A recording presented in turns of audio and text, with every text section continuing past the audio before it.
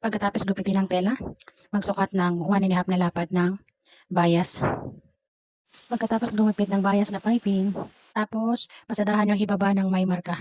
Ang pasada ay nakababa ng isang guhit mula doon sa may tanda ng leeg. Okay, tapos na. Ganyan ang pagpasada.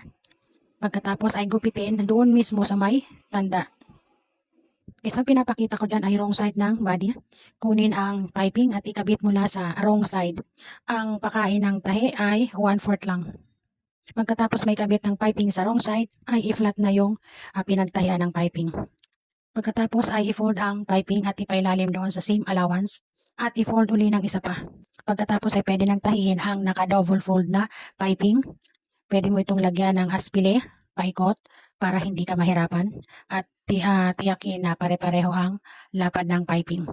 So ayan, natapos na. Ang huli mong tahi ay papunta sa